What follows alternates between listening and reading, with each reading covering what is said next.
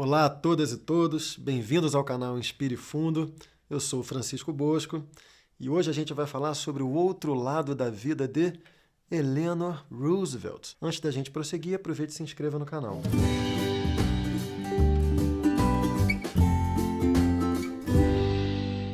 É uma mulher muito importante.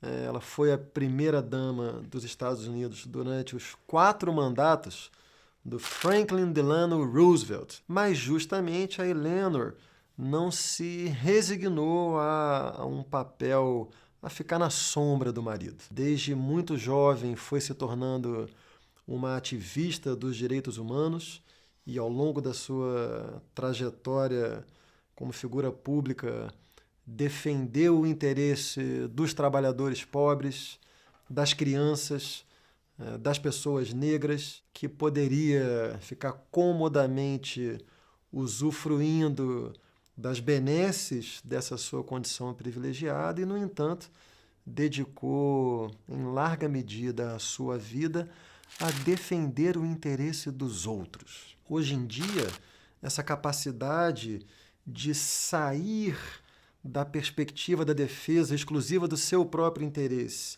e ter um olhar para o outro e ter a capacidade de se dedicar para o outro, vem sendo reconhecida e chamada de empatia. Empatia é um processo de se colocar na perspectiva do outro por meio de um vínculo emocional de identificação. Você acessa a dor do outro e você toma essa dor para si. No momento em que o problema do outro, a dor do outro, se torna também sua, você se dedica a resolvê-la. Mas a vida social, a experiência de cada um de nós, não se reduz a isso. De um lado, todo sujeito tende a defender o seu próprio interesse.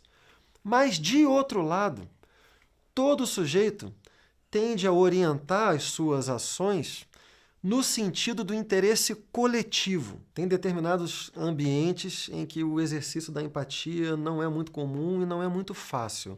Ambientes profissionais de alta competitividade, tentar fazer com que esse processo empático, assim, de reconhecer a dificuldade do outro, isso pode construir relações profundas de lealdade que trarão benefícios não apenas profissionais. Quando você consegue criar uma relação de confiança a alguém, o próprio ambiente competitivo ele ganha uma dimensão de amizade, de lealdade, de afeto, que beneficia você e o ambiente como um todo.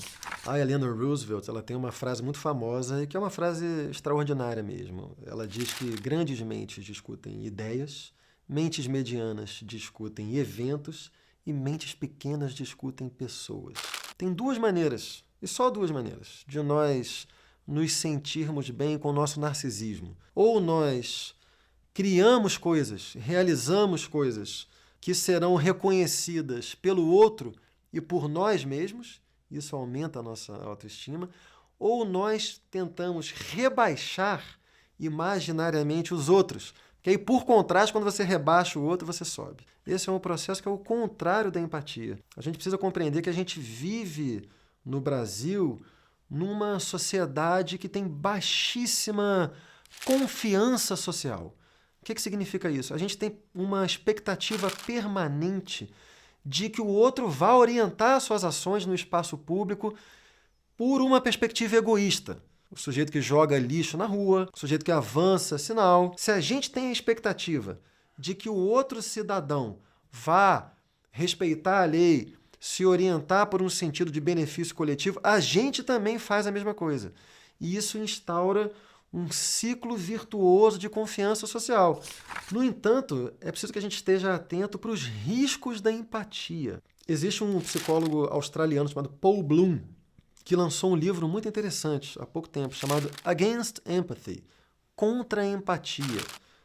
Qual é o argumento fundamental dele no livro? É o seguinte, que a empatia tende a se exercer de um sujeito para o outro. É um processo que não é capaz de compreender estruturas. A empatia é um dos meios de se acessar o pensamento e a ação coletivas. O outro meio é o meio racional.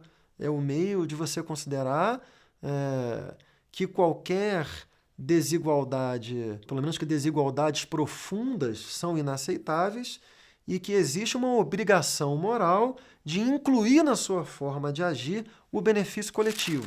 Nós tendemos a ter mais empatia por pessoas que são parecidas conosco. Por paradoxal que pareça, a empatia ela corre o risco de colocar em movimento um princípio muito parecido com o preconceito. A gente tende a se identificar e a valorizar mais aqueles que são parecidos conosco. Conclusão, eu diria que, sem dúvida alguma, a empatia é, em si mesma, uma dinâmica que traz benefício coletivo e benefício pessoal, mas é preciso ficar atento com esses riscos. Ela deve ser complementada por essa perspectiva que eu chamei de moral, racional, que é capaz de perceber as estruturas.